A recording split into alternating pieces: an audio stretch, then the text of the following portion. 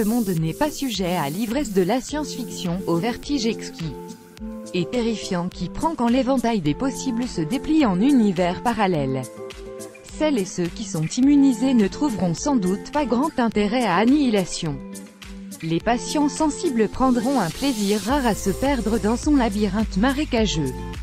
Le deuxième long-métrage du Britannique Alex Garland, après le remarquable Ex Machina, navigue avec assurance entre l'horreur, le psychédélisme et la philosophie, emmenée par une Nathalie Portman quasi ascétique, dans son apparence comme dans son jeu. Elle est Lena, professeure de biologie, qui attend le retour de son mari Kane, Oscar Isaac, militaire parti en mission depuis un an. Alors qu'elle a perdu tout espoir, il réapparaît un soir, incapable de dire comment il a retrouvé son chemin, atteint d'un mal mystérieux. En suivant le malade, bientôt tombé aux mains d'une de ces agences gouvernementales américaines que nous avons appris à connaître et à aimer depuis le premier épisode de Phil, Lena découvre l'existence de l'Area X, une zone côtière semi-tropicale sujette à un dérèglement de toutes les lois de la physique et de la biologie. C'est là que Kane a contracté sa maladie. C'est dans cette région qu'ont disparu toutes les missions chargées de l'explorer. Pourtant, il se trouve encore des volontaires pour découvrir le mystère du Shimmer, scintillement, c'est ainsi qu'on a baptisé le phénomène. 4 femmes emmenées par une psychologue d'une impénétrable froideur, Jennifer Jason Leigh, auquel se joint Lena. Un jardin toxique avec son décorateur Mark Digby, qui avait déjà travaillé sur Ex Machina. Garland fait de la jungle d'Area X un jardin toxique qui se rit de la botanique, où les plantes prennent des formes humaines, où des fleurs d'espèces différentes poussent sur les mêmes tiges. Ce biotope tient autant d'Alice au pays des merveilles que de Predator. La menace qui pèse sur les exploratrices est organique. Il n'est pas question ici du viol de la nature par les humains ou de l'appétit de conquête de notre espèce.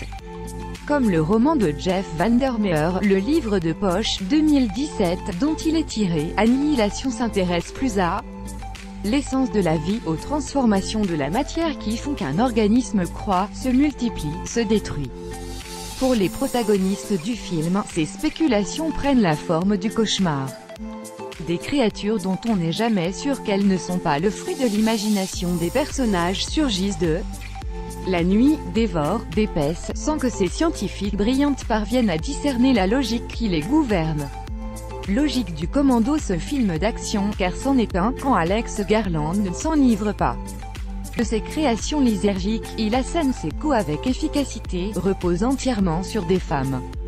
La logique du commando, que l'on croyait épuisée, d'aventure en Birmanie à délivrance, prend ainsi des tours inédits.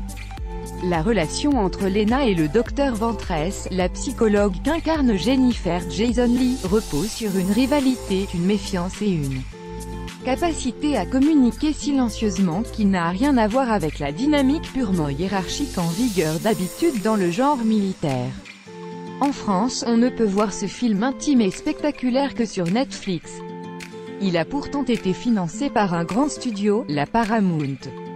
Après les premières projections test d'Annihilation, les dirigeants de la Major ont exigé d'Alex Garland et de son producteur Scott Rudin qu'ils en changent la fin, trouvant l'histoire trop intellectuelle, demandant que le personnage de non-soldate de Nathalie Portman soit plus sympathique, a rapporté le Hollywood Reporter.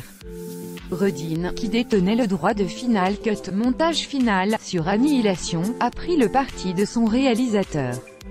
Par mesure de rétorsion, la Paramount, qui dispose pourtant d'un important réseau de distribution internationale, a décidé de ne sortir le film en salle qu'aux États-Unis, où il a remporté un honnête succès, malgré le peu d'enthousiasme du studio, et en Chine, vendant les droits d'exploitation pour le reste du monde à Netflix. Une suite de décisions qui n'est pas étrangère à l'un des thèmes majeurs du film, l'autodestruction.